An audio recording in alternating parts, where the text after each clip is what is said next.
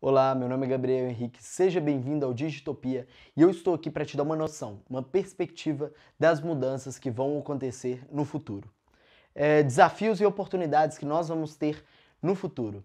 E quando eu falo futuro, eu não falo 20, 30 anos, eu falo 10 anos, na próxima década. Na próxima década, nós vamos ver mudanças que nunca foram esperadas antes. Eu receio dizer que todas as mudanças que nós já tivemos não são 1% das mudanças que nós vamos ter na próxima década. Isso tudo por causa da tecnologia exponencial. Nós estamos vivendo numa época extraordinária, eu já vou explicar por quê. Mas pondo em perspectiva, há 500, 1000 anos atrás, se você quisesse impactar a vida de 10% da população mundial, você tinha que ser um grande rei, uma grande rainha com muita riqueza. Há 100 anos atrás, se você quisesse impactar 10% da humanidade, ou você tinha que ser o presidente de um grande país, ou você tinha que ser um grande industrial, uma grande corporação como a Coca-Cola, GE, por exemplo. Atualmente, jovens numa garagem conseguem criar companhias através de ideias que conseguem impactar 1 bilhão de pessoas.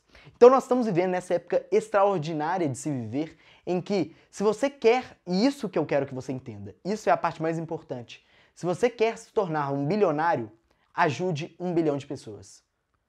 Se você quer as maiores oportunidades de negócio, são a solução dos maiores problemas da humanidade. Então, se você parar e resolver os maiores problemas da humanidade, você vai acabar se tornando uma pessoa rica e você tendo uma grande oportunidade de negócio nas suas mãos.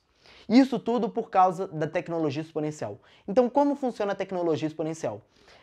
Antes, eu gosto de falar um pouco do pensamento linear. Todos nós, seres humanos, somos, por natureza, pensadores locais lineares. Há 5.000 anos atrás, os problemas que poderiam infligir a gente, afetar a gente, estavam no máximo, a 1 dia de caminhada de distância. Atualmente, um espirro do outro lado do mundo afeta a sua vida aqui.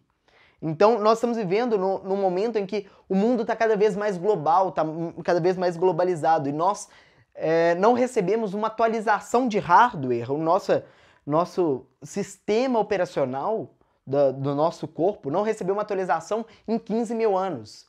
Então, como funciona um pensamento linear? Um pensamento linear, por exemplo, se eu dizer que eu vou dar 30 passos lineares, no primeiro passo eu vou estar a 1 metro de distância, no segundo passo a 2 metros de distância, quinto passo 5 metros, 10 passos 10 metros, 30 passos 30 metros de distância. Então dá pra me saber, eu vou estar ali no quinto passo daqui a 5 metros e eu vou conseguir fazer isso e tudo. Isso é muito fácil, isso é muito intuitivo, nós somos pensadores lineares. Agora se eu chegar pra você e falar, como seria dar 30 passos exponenciais? Sendo o exponencial uma simples multiplicação por 2. Então, 1, 2, 4, 8, 16, 32, 64, 128. Em 30 passos, você provavelmente não sabe disso, em 30 passos você vai estar a 1 bilhão de metros de distância, você vai ter caminhado 1 bilhão de metros. Pondo em perspectiva, 1 bilhão de metros seria o mesmo que dar 26 voltas em volta da Terra. Então, isso tudo é possibilitado, isso tudo é a questão do exponencial. Eu tenho esse outro gráfico aqui que representa nós, como seres humanos, a linha de baixo somos todos nós, a forma como a gente pensa, a forma como a gente interage, a nossa família, todos nós, e principalmente políticos e governos. Políticos e governos são essencialmente lineares. Isso é um problema. E nós temos essa outra linha do gráfico que representa o exponencial. Assim como Peter Diamandis, eu gosto de falar que o importante mesmo é a diferença entre os dois. Não o exponencial, a tecnologia exponencial por si, mas a diferença entre o linear e o exponencial. E como o Peter Diamandis disse, eu gosto de chamar isso de estresse disruptivo ou oportunidade disruptiva. Se você é o CEO ou presidente de uma das maiores empresas do mundo, com uma tradição de mais de 100 anos, que já tem muitos anos de existência, e uma criança, um jovem, numa garagem, cria uma tecnologia que promete acabar com a sua empresa, levar a sua empresa para o buraco e você junto, isso com certeza é estresse disruptivo. Agora, se você é o jovem na garagem Isso é uma grande oportunidade de negócio, é uma oportunidade disruptiva de você gerar mudança na humanidade. E eu gosto sempre de dar exemplos de estresse disruptivo e oportunidade disruptiva. Por exemplo, a Kodak, que em 1996, no ápice do seu império de imagens, de fotografia, ela tinha uma avaliação de mercado de 28 bilhões de dólares, tinha 140 mil funcionários. E um desses funcionários chegou ao corpo da Kodak, com o presidente e tudo, da Kodak, e trouxe a tecnologia que viria a mudar o mundo, ele afirmou. Que a nova tecnologia que iria mudar para sempre a forma como nós tiramos fotografia. Era uma tecnologia do tamanho de uma torradeira, assim, que era a primeira câmera digital. Ela tirava fotos em preto e branco e tinha uma qualidade de 0,1 megapixels. Isso é muito pouco. O corpo de membros da Kodak afirmou que aquela tecnologia era brinquedo de criança, que a Kodak fazia tecnologia que faziam imagens maravilhosas, que não eram brinquedos de criança. E o resto, como você já sabe, é história. Em 2012, a Kodak anunciou falência. Ela, na época, tinha 70 mil funcionários. Ela foi ceifada pela própria tecnologia que ela criou. Por quê? Porque ela não entendeu a capacidade exponencial daquela tecnologia.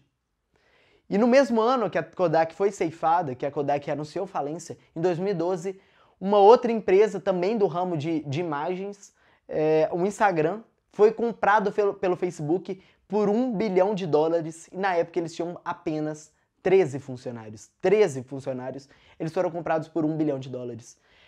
Uma empresa que representa a oportunidade disruptiva que nós vemos atualmente no mercado. Outro exemplo que eu gosto sempre de dar também é o caso da Netflix e do Blockbuster. Blockbuster, uma empresa que no ano 2000 teve a oportunidade de adquirir Netflix por $50 milhões, por uma barganha de $50 milhões, não adquiriu. Em 2010 ela anunciou falência, enquanto a Netflix estava valendo $2,2 bilhões. Eles não entenderam as mudanças que estão acontecendo no mundo, eles não entenderam a proporção que o mundo se transforma. E isso tudo se deve à Lei de Moore. A Lei de Moore foi criada por um cara, o Moore, eu não sei o nome completo dele. Ele era um funcionário da Intel que começou a perceber um padrão. Ele percebeu que de 12 a 18 meses, a quantidade de transistores num processador dobrava. A quantidade de transistores é proporcional à capacidade de desempenho de um processador. Então seria como o desempenho do processador dobrando a cada 12 a 18 meses. Então passou 12 meses, o desempenho dobrou. Passou mais 12 meses, o desempenho dobrou. Passou mais 12 meses, o desempenho dobrou. Essa é a Lei de Moore.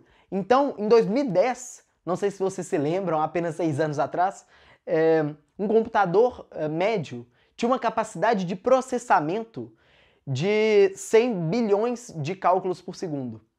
Isso era maior do que todo o sistema de processamento da NASA quando ela enviou um homem à Lua. Então, ele tinha um computador em 2010 tem a maior capacidade de desempenho do que toda a NASA quando enviou o homem à Lua. Para você ter noção, a tecnologia que você tem em suas mãos.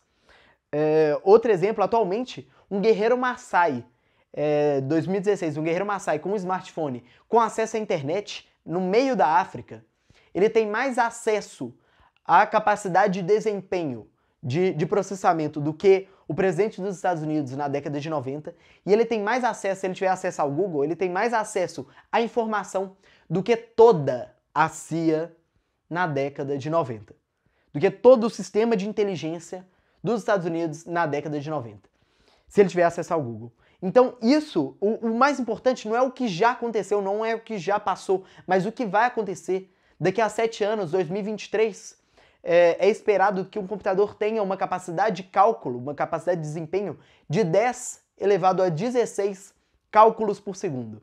Isso, se você perguntar a um neurologista, é a mesma capacidade de desempenho do cérebro humano de reconhecer padrões em imagem e padrões auditivos, visuais e auditivos. Então, um computador em 2023, um computador mediano em 2023, tem a mesma capacidade de desempenho do que o cérebro humano. Isso é sem precedentes, isso nunca aconteceu. E, claro, não para por aí. Em 2050, um computador vai ter a capacidade de desempenho de toda a raça humana junta. Vai ter uma capacidade de desempenho, de processamento, de calcular informações de toda a raça humana junta. Então, isso vai gerar um futuro sem precedentes, um futuro que nunca aconteceu.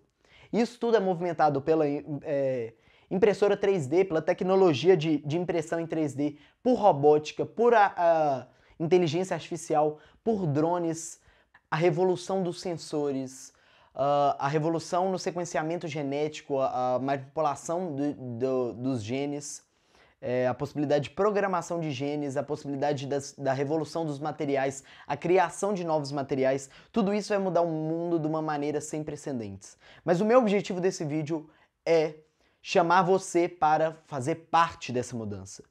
Faça parte dessa mudança, ajude a tornar o mundo um lugar melhor. Todas essas tecnologias vão mudar o mundo. E informar sobre todas essas tecnologias é o objetivo do Digitopia. Muito obrigado. Se você curtiu esse vídeo, deixe seu like embaixo. Qualquer dúvida, poste nos comentários, se inscreva no canal e até a próxima.